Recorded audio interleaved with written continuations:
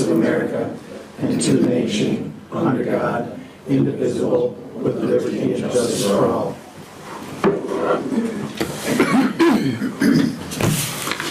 All right, number 2, open public forum for anybody that is not on the agenda that wishes to speak. Go ahead. Hi, good evening. My name is Brittany Lensmeyer, and this is my husband Steven. We've been residents of Cold Spring for the past 2 years at 1601 2nd Street South. The neighborhood has been very pleasant to live in, with one exception that has taken place this past summer. Our neighbors at 1603 2nd Street South decided to convert their swing set into a chicken coop in their backyard. At first, they allowed the chickens to free roam and would frequently end up on our property. Under numerous occasions, I have chased them off our property as they have done damage to our mulch, the plastic underneath the mulch, and our plants. As a farm animal will do, they also left behind litter and for us to attempt to clean up this past fall. The neighbors have seen us chase off the chickens off our property while they have been sitting in the dining room or on their porch, and they have nothing to say or apologize for. These chickens will crow starting in the early morning around 5:45 a.m. to 6 a.m. and will continue to crow until the early morning and continue throughout the day. This chicken coop is very close to our house, and our bedroom is located very close to it, and so it has impacted our sleeping schedule. I have done some research on the city ordinance in town, and that their chickens or other livestock are not allowed in town, or any animals that have loud nuisance. I have contacted City Hall twice in this past summer with a phone call and actually in person within the last 90 days. To this day, the chickens are still there, crowing, being loud. And I'm sure their chickens can be heard throughout the neighborhood by numerous houses as well. My question is, will these ordinances be enforced? I grew up on a farm and know that beyond the sound and the appearance of the chickens, which are both violations, when it thaws out and freezes up, the smell will follow and certainly will carry on as long as this continues to go on. What other actions can I take as a homeowner to get this addressed? I don't think chickens are allowed. No, chickens aren't allowed. No, They will be taken care of. Okay, They will be taken care of very quickly. okay. Okay? All right, thank you, I appreciate your time and. Thanks for coming. David, I have a question though. You said you contacted City Hall this summer already? Yeah, I would say, yeah, late end of August. And it was to the point where I was done chasing them off my property. And then I contacted them September-ish and actually came into City Hall, and the front office lady took down the address and said they would look into it. Okay. I don't know the exact dates off the top of my head, so I apologize for that. So how do we enforce this like exponentially fast? Jason will send out the nuisance, the citation. And then they have how long? 10 days for the 10 or 14. 14 days to get rid of them. To get rid of And them. if they don't, we take care of it? And then after that, we take care of it, or what happens? Yeah, what, Because There's if a after fine, and each day it would constitute a new violation, so they would continue to be getting fines. And then I believe it's registered with the state, where they would also have to appear in front of the courts. Yeah. So If they after don't, 14 days. Then I say we move forward. Yep. yes, Oh, yeah. absolutely. Absolutely. Yeah. I wasn't aware it was. Yeah. I'm sorry, the chickens I heard about were down in were loose in River Lakes, and we picked them up. Yeah, well, yeah, so they They got away, and so I didn't know if they were, I didn't hear ongoing complaints of other Well, yeah, chickens. the first time they rounded up the chickens and put them in a fence, but now it's to the point Okay. where, 1603, where is that? Yeah. so it's, So basically, right, we're looking at. Oh, okay. Yep. so Okay. we, All right. yeah. Yeah. Yeah, it'll be taken care It of. will be taken, Awesome. yes. Thank you guys so much. Thank you. Thank you. Anybody else? Otherwise, we'll move on to number 3, approval of the amended agenda. I need a motion. Make a motion. Doug makes a motion, I need a second. Second. Gary seconds it. Any discussion on the amended agenda? Otherwise, all those in favor say aye. Aye. Against? Motion carries. I need a motion on number 4, the consent agenda. I'll make a motion. Gary makes a motion, how about a second? I'll second that. Shannon seconds it. Any discussion on it? Otherwise, all those in favor say aye. Aye. Against? Motion carries. What do I? All 5 of you need to sign the canvassing. This form is the canvassing of the election results, so after the mayor signs it, pass it down, and then I'll take it back. All right. Number 5, presentation of 2018 utility rate study. Kris Dockendorf. Hello. Kris? I think you all have a copy of, I gave you a little easier to look at than on Yes. your screen. So, most of you have seen this before, I'm sure you all have. I'll kind of just quickly go through the first few pages, which is just some facts and figures for you to know about the water and sewer funds. So the first page is our sewer rate history. You can, go back to 1985 and you can see what years we've done increases and same with the connection charges. Second page is the capital improvement plan. So there's 4 years of actual costs, those are the numbers in blue. So for 2014, 15, 16, and 17. And then from 2018 through 2024, those are projections based on the capital improvement plan that you all saw at budget meetings and the department heads have submitted. So that helps us to, plan for our future utility rates. Any questions on that page? The next one is just our depreciation schedule. Again, the first 4 years are actual numbers and the projections all through 2023. These numbers don't actually affect our cash balance, but it does affect the balance in the fund itself. If we're trying to fund depreciation, this is what we're looking at. So, and the next page is our debt service payments. So you can see what we're paying on both the water and the sewer funds. Whenever we do a debt or a project like County Road 2 or Main Street, the water and sewer funds do pay a portion of that debt. They pay a portion that covers the cost of the water and sewer mains in the street. So whenever we issue debt, the water and sewer funds get some of that. So that's what those pages are. I just want to mention one thing on the water fund, which is the very top line. That's just that small loan that we took out with the 2 banks here in Cold Spring when we bought the Fraley property. Mhm. So we do have a little bit of debt in the water fund. Nothing too crazy there. The next one is the history of our water and sewer connection charges and our future projections there. Just one thing to point out, if you look even just from starting at the top, what we took in 2014, 12 connections a year, to what we took in 17 of 28, and kind of what we're projecting. I'm expecting at least 30 by the end of this year. So things are going well, lots of new homes, lots of hookups. And the next page is water and sewer fund expenditures. Just one small thing to point out on that, you can see I highlighted a line in yellow. It's for future maintenance costs on the water treatment plant.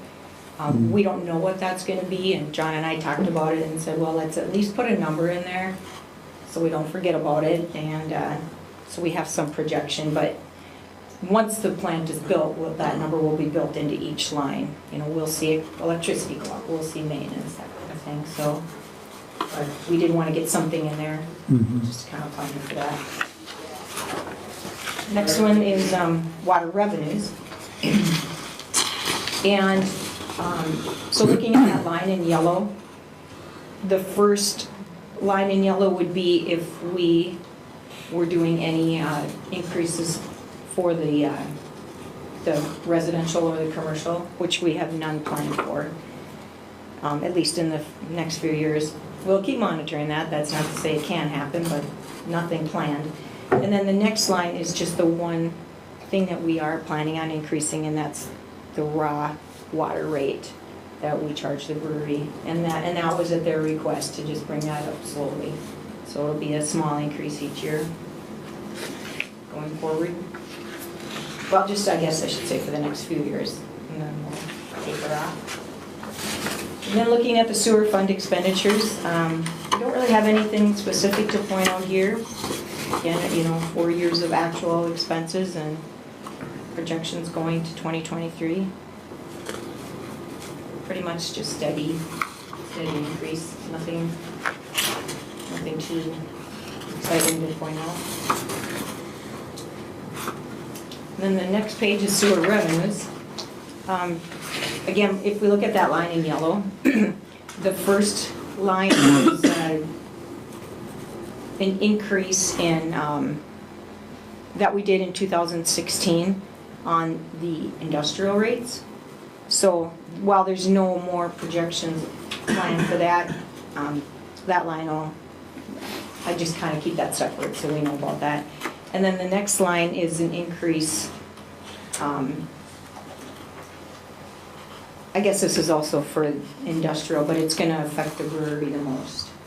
So as their water use goes up, we're going to see some increases there. All right. The next one is the cash flow projections for the stormwater fund. We did do a big project in, look here, so 2017. What was that again, Brian? I can't. John? No, I'm thinking it was the tree boxes, or? Yeah. So we did have one expense, a big one. I'm sorry, it's in 2018. So if you look down at the bottom, sorry, 2017, there was a, or is it 18? 18, negative cash flow there of 16,000 because that was a big project. So by the end of this year, we're going to end up in the negative on that fund. So to kind of get that back into the positive, Bridget and I talked about it, and we think just a small increase is in line, 50 cents per bill per customer. Times 6 bills a year, it should be about $3 a year, that extra for each hookup. So, but that'll get us into the positive, and unless we have any big projects going forward, that fund should be okay. And then the last one is the water and sewer fund. So starting at the top with the sewer fund, looking at the 2019 column, again, just projecting a small increase in the sewer rate for the industrial. Again, at the request of the brewery, we're trying to keep those increases small, so we've got some planned out for the next 4 years, but it's a few pennies on each item. On the BOD, TSS, and flow charges. And that fund, if you look down at the bottom, the line in yellow, the cash balance, that fund is healthy and building up reserves, because I'm assuming we'll see a plant expansion down the road. Would you agree with that, John? So trying to hope that we'll be able to put some money away hopefully for that. So. And then on the water fund, so for 2019, there's a capital improvement there of 4.1 million. It's obviously the water treatment plant and a little bit extra, a couple small things besides that. And the only increases here again are the raw water rate for the next 3 years. It just goes up a nickel each year. And we aren't going to have huge balances, as you can see at the bottom, but the fund looks good, and if the revenues come in as we expect, the fund should stay good for the next few years, and eventually, as we start to pay off some of that debt, it just starts going up, so. Few unknowns with that fund, because we haven't built that fund yet, as you all know, but things go like we hope they will. Pretty good. So, if you guys approve of this tonight, then I'll be back in December with a couple ordinance change requests for those project changes. Any questions? Well, it appears as though the revenues throughout here meet the needs of the expenditures. Yeah. So that's very, very good, very healthy. Glad to see that. Yeah. Anything else? Otherwise, I'm gonna read the recommendation. Go ahead, We Jimmy. build our plant and the Minnesota state government reimburses us the $4 million. Is that after we complete it and they inspect it, or what's the timeline on that bond payment from the state to us? Are we gonna have to front load some cash into that to get that moving for our contractors? Or is this all undone? It's unknown at this point. I'm in the process of filling out the form that we need to access it, and that's one question that's on my list on their form to figure out. There's probably a good chance we'll have to front some. The way the Fed usually, you have to front some of it.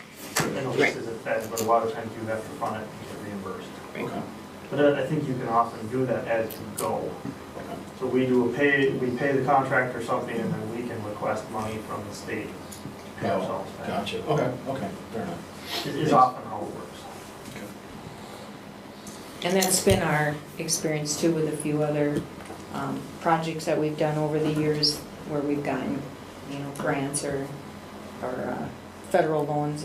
And you're right, so we probably are out maybe that first payment, but then but that comes back about the time you make the next one. Anything else? Otherwise, I'm gonna read this. Recommendation to endorse the 2018 utility rate study as presented. I need a motion on that. I'll make a motion. Doug makes a motion, I need a second. I'll second that. Shannon seconds it. Any discussion on it? Otherwise, all those in favor say aye. Aye. Against? Motion carries. Thanks, Chris. Thank you. Thank you. Okay, number 6, stormwater management agreement with Sauk River Watershed District and DJP Properties Incorporated. What is? So Riverlinks is in the process, as you know, of doing their next phase, and the Stormwater District, Sauk River Watershed District has started to require maintenance agreements with all ponding and infiltration systems throughout the district to make sure that they're properly maintained, properly reconstructed if something happens. This is the first time on any of the Riverlinks project or any of the past projects that they've gone at the actual agreement. And the one I sent you on Friday, if you noticed in the memo, said it may be changed. Well, I heard back from the Watershed District today that that was fine as it was. So the one you have is the one that DJP signed today. And then if you approve it, we'll sign it and I'll send it to the district, and they will, they'll sign off on it, and then we'll all have a copy of the agreement. And it basically what the city's agreeing to do is what we do anyhow with all our stormwater treatment and infiltration. We monitor and we'll correct as we need to. One thing that I changed in the agreement that they approved versus an agreement they have with private entities like the apartment buildings or other businesses with stormwater ponds on their property is that if something's wrong, they have to work with us to an agreed date for when it has to be completed.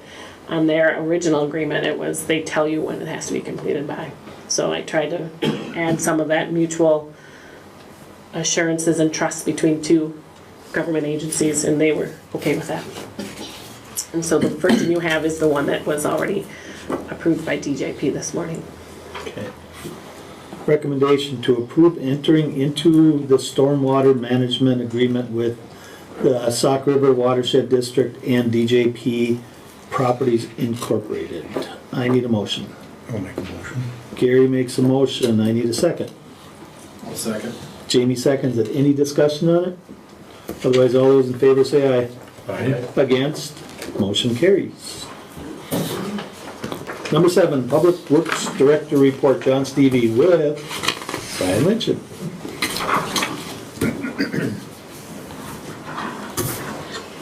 Good evening. Good evening. First thing I got on my report is the 6-inch pump for wastewater. Tanny got 3 quotes. We put in the budget for a used one last year, for this year. And the numbers came in slightly higher than the budgeted number, but overall pretty good. As you can see, the northern dewatering was $25,631.60. And it's got 4,531 hours on it. And then American Pump Company came in at 25,400 with only 1,600 hours on it. They actually just had their service tech run through it. It's ready to go here now. So that's the one I'd like to purchase from American Pump Company. Okay. Recommendation to approve the purchase of a 6-inch pump from American Pump Company at a cost of $25,400 and furthermore to be paid out of wastewater capital expenditure budget line item 6413. I need a motion on that. I'll make a motion. Gary makes a motion. I need a second. I'll second. Jamie seconds it. Any discussion on it? Otherwise, all those in favor say aye. Aye. Against? Motion carries.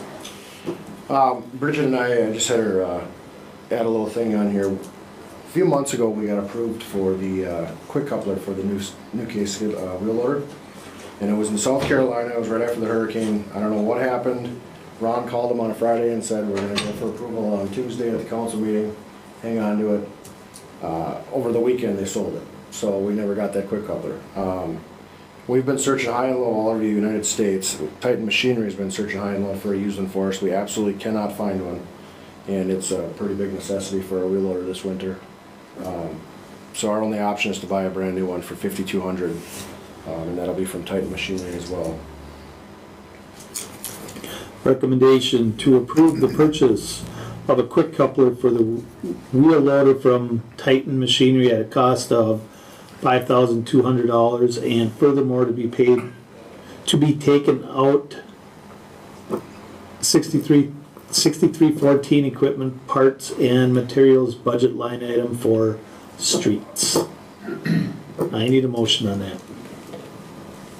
I'll make a motion to approve. Jamie makes a motion. I need a second then. I'll second that.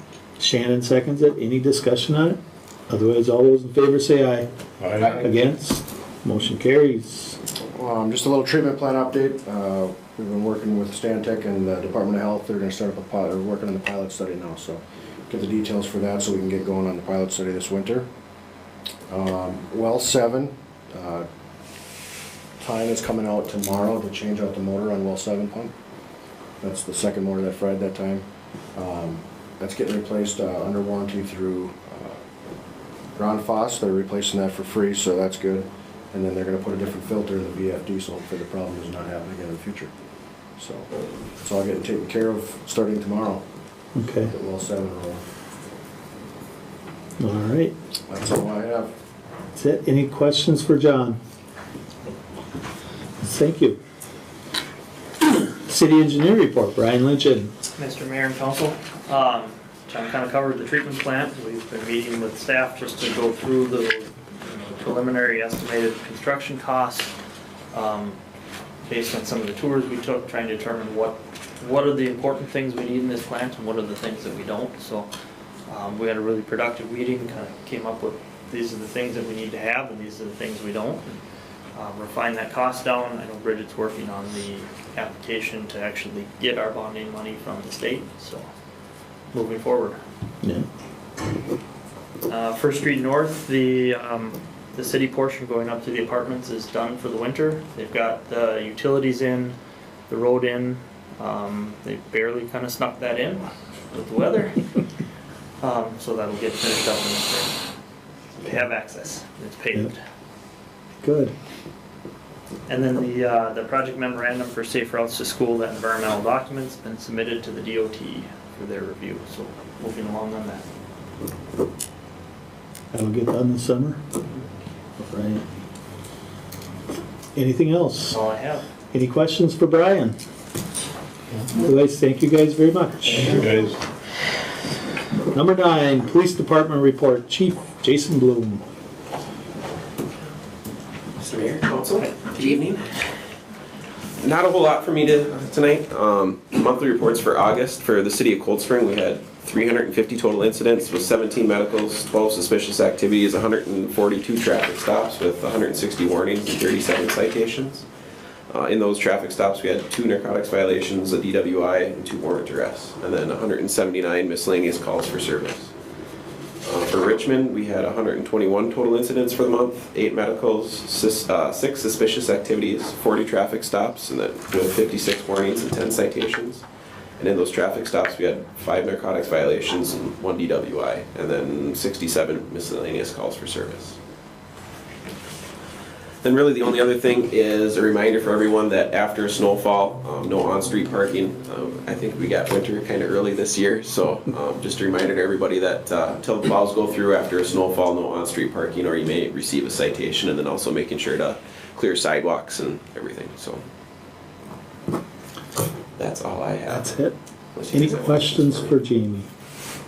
Jason. Or for Jason? Yeah, Jamie, you're fine with it. You have any questions for Jamie? I'm fine right now. Thank you. Thanks, Jason. Number 10, City Administrator Report. The first one's on there's the space study, but I think that's gonna take a little bit longer, so if you wouldn't mind, do you mind if we go to B and Yeah, go ahead. Rick? Yeah. DJP is, as you know, building down there, and what they wanna do is have the access to the construction vehicles turn before there's a cut-in for a road that will come later in the development, right before all the new houses that exist are there, and the construction equipment will turn there, not go all the way up down on River Links Drive to get to where they're putting in the new improvements. It'll cut across the city park that is there. It's been staked, and so they would access all the construction property, and all the construction activity would go that way, stay off our already existing road, and cross over the city park and DJP's unimproved property to get to where they're going to grade and put all the improvements in and not bother the residents down there as well. And so this is an agreement that we had drafted up, allowing them to do that and go over the city parcel while they're constructing, and then require them to put it back in its existing state right now when they're done. I will read a recommendation. Recommendation to approve entering into an agreement granting access across city-owned property to DJP properties for construction activity related to installation of improvements for the River Links 4th edition. I need a motion on that. I'll make a motion. Shannon makes a motion. I'll second it. And Gary seconds it. Any discussion on it? Otherwise, all those in favor say aye. Aye. Against? Motion carries. All right, now we can go back to No, the space study. okay. So I sent you all some various plans that Mr. Mack put together from our last discussion in August. One thing he did not do, and I'm not sure, and this could be my fault, I sent him Mr. Kresbach's report with the narrative, not the picture, and then he took that and used it to create these various options that meet what we had discussed. But he did not calculate out Mr. Kresbach's, but Brian Lintgen and I did kind of look at what the space configuration was in Plan A that he sent us, and reduced it to try and match the concerns of Mr. Kresbach by reducing the garage, taking off that space, and then doing the calculations. So I could ask Mr. Mack to do that too, but Brian and I came up with, if you see on Plan A where the grand total was $3,010,000 and change, if we took out some of that garage and took out some of the space to make it more accurate to Mr. Kresbach's, we came up with doing the 125 per existing, remodel square footage cost, and then about 1,000 square feet at 225, plus the soft costs and the escalator, we came up to 2.125. I could ask Mr. Mack to do that if you want me to. I would say Brian and I, by our uneducated guess, are probably about 10% plus or minus what Mr. Mack would come to. But that's what we did for that. And then we also took it a little further once we kind of enjoyed doing the math and trying to figure this stuff out. So we did want to see what doing Plan A as it is, the cost as Mr. Mack left it, as he presented it on, actually I think it was A1, or A, I'm sorry. We added that to what the police, or what the fire would be by themselves in the original. And if you recall, the original study from a year and a half ago had a total for everything, putting police and fire one spot and leaving admin and library here at 8.9. By changing it to option A and adding fire, it dropped it down to just under 6.8. But then we also we took it further and took C that you have here from Mr. Mack, and then reduced the size of police and put it with the fire department. So instead of having originally 12,000 square feet for police, we reduced it down to 6,000 square feet police, but made a combined campus. And to do that, leaving admin and library here based on this Plan C, and revising police and fire together based on the new calculations for police, it comes to a grand total of 7.68. So there's room to move. And I believe you all knew that from the original study. It was bigger. So the question is, if you want me to, I can ask Mr. Mack to do Mr. Kresbach's original proposal based on his presentation, which was, I believe, 2.2 increase for police, 2% increase, or 2 times for admin and 2 times for library, or 2.2 for library. I'll have to take a look at it. I'm sorry I didn't print that off. And ask Mr. Mack to do that. But those are the same numbers you and Brian used already? Pretty much. I mean, they're close. We reduced his A to be more like what Mr. Kresbach had originally had proposed. I don't know that we get a much different number that way. My only concern is we wanted him back in August, we wanted him to do that with Chuck's, Okay. Numbers.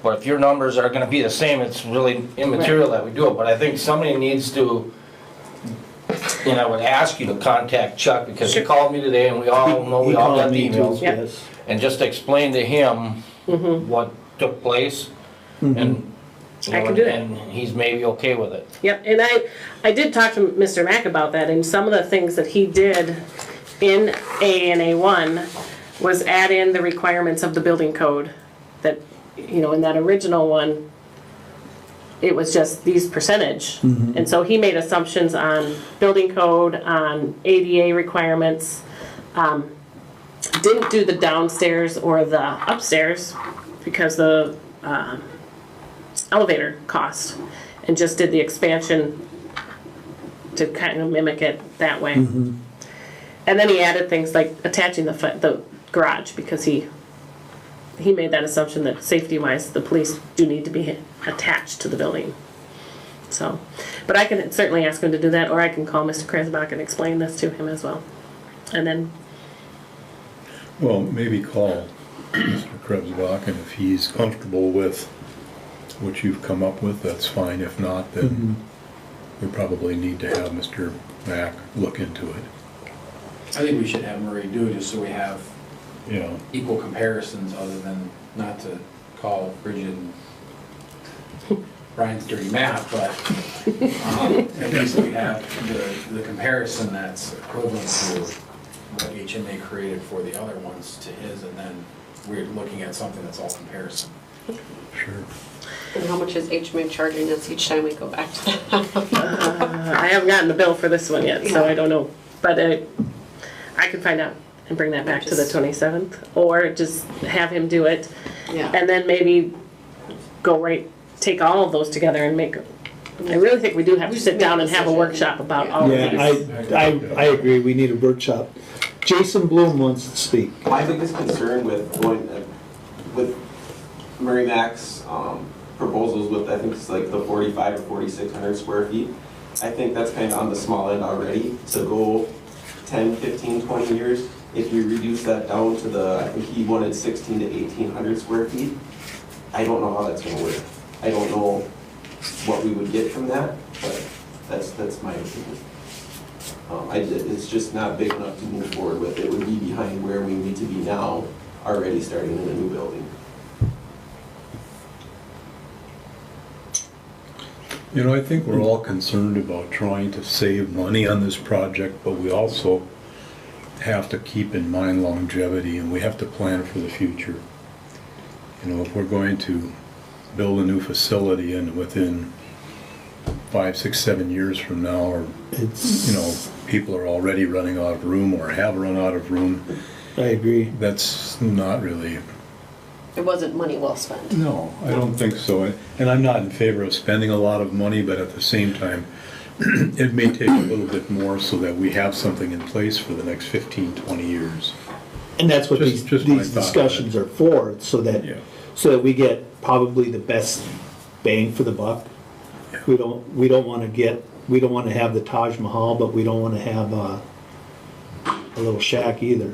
I mean, We want it to be functional and yes, efficient exactly. for many years. And I thought, I know it's not real popular, but if you'd put the police department with the fire, you'd have room for expansion over there. That's my opinion. You wouldn't have to grow this at all for administration and library, but if we could still, I don't know, you could still do it with the police here too, but once you put the police here, it is full. Right. There is no expanding the police department or anything like that.